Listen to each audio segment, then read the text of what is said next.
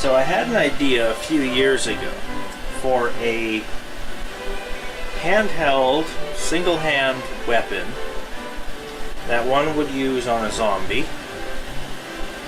I called it the Penetrator. It's basically a specifically shaped spike weapon. And it's designed to go right in to the skull very easily, and then rather than pulling out straight, it would be designed so you could pull it forward or backward and then pull it right out. That way you ensure the maximum brain destruction in the zombie skull.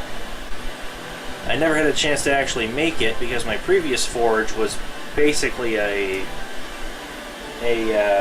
coal-fired blowtorch. It didn't really hold any of the heat. There were several problems with my design. Anyways, now I have a much more suitable forge, so now I'm going to try to make it. The first step is essentially to take this 1 centimeter square steel bar that I have. It was in storage for a long time, that's why I didn't make this before. And I'm basically going to be putting a slight spade shape to the end of it in 2 layers. I'm going to be putting a slight widening about 1 inch from the end, and then I'm going to be turning it 180 degrees and then putting a slight flattening on right at the end of it, and then I'm going to let it cool, and then I'm going to start shaving it down into an actual blade. So it should be hot enough now. Let's give it a try.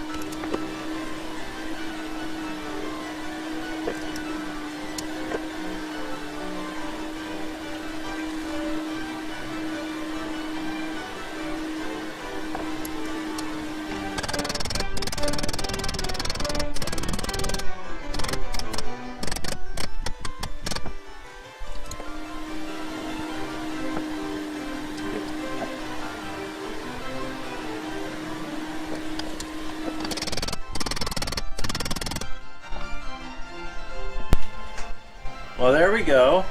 That's pretty close to what I was originally aiming for. Gonna have to do a little refinement on some of these angles, but this is a good base to start with for what I'm planning to build. And I'll let this cool before I continue. Now I must begin the arduous process of grinding this into the sort of dual spade shape that I'm aiming for. I didn't get to widen this portion as much as I have wanted to. I definitely need to apply a couple of redesign ideas to my forge. But anyways, it's good enough. But first I have to work on this end, which I did manage to get thin like I wanted it to be. So I gotta grind this gradually downwards into basically a pointy wedge. I gotta do that on both sides. Then I can move on to this and start working it downward that way.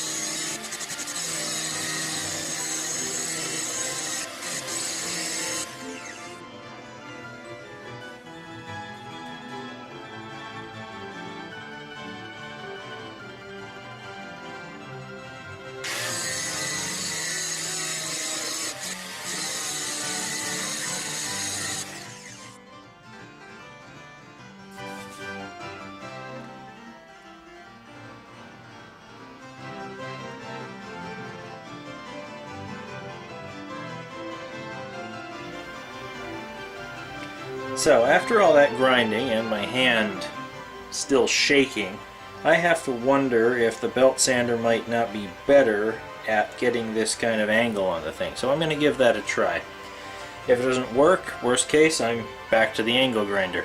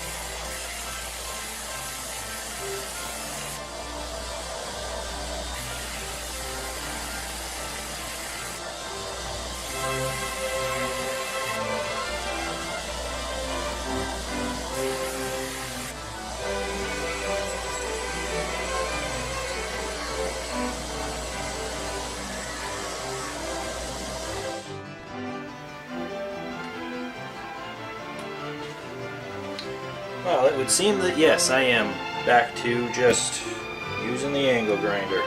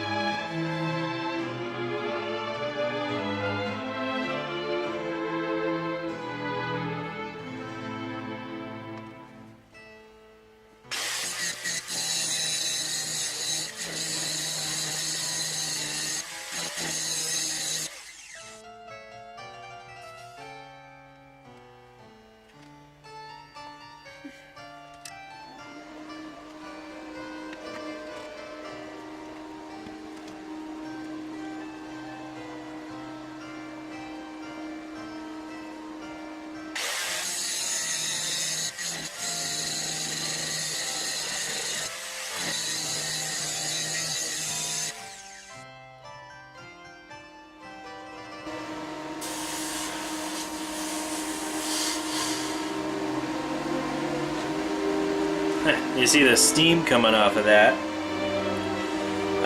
Alright, so that's close enough for that. I will finish it on the belt sander to get that angle finished. And then I have to do more grinding to get the other angle carved towards a point. I may have to break out my angle or my bench grinder and find a place to mount it before I can actually do that. So, you know, we'll see in the next cut.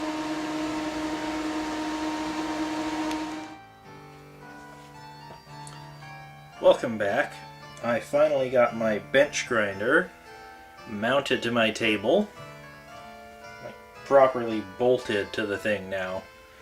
I used to have to C-clamp it to whatever I was working on. Anyways, now I finally got that back in operation, and so I can do the next step of this, which will be putting a taper on this angle. I already put the taper on this angle, now I gotta put it on this angle. So I'm going to do that with the rough stone, and then I'm going to do a slight in-ground surface on all four angles with the finer stone. Now the fine stone is not perfectly sat properly. It starts up just fine, it's not fragmenting or anything, but that is something I will have to replace at some point because it's creating more vibration than I'd really like.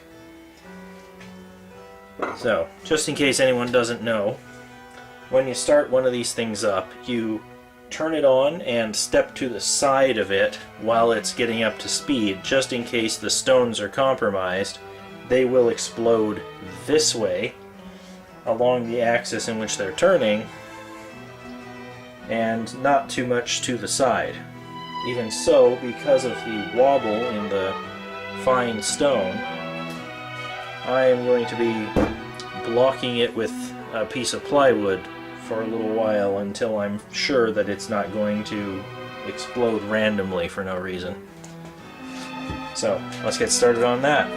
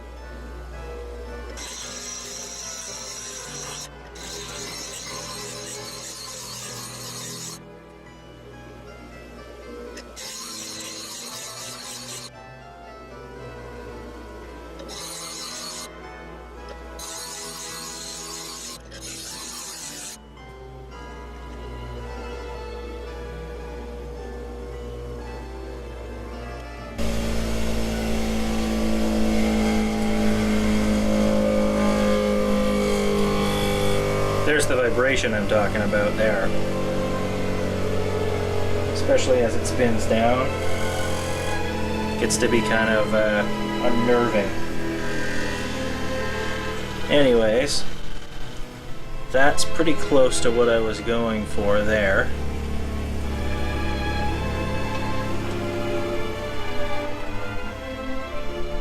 I'm going to refine it a bit. But that's about the shape. So I want this slightly in-ground on all four sides so that the edges are very sharp and knife-like. Tricky to do, but doable.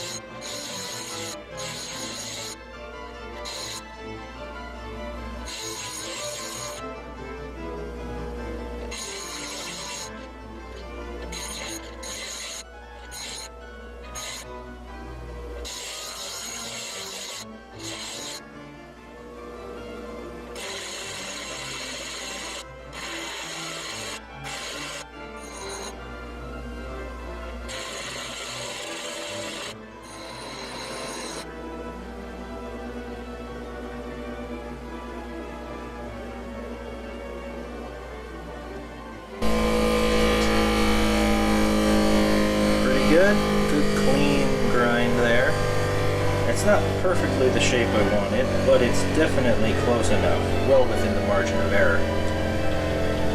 And you'll notice they're all slightly in ground, so all the sharp edges are slightly more sharp than they otherwise would have been. And of course the tip is still square, but very much a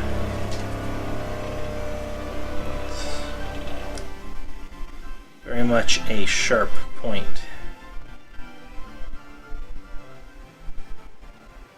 So that's stage 1, just about complete. Stage 2 will be polishing and of course making the handle for it.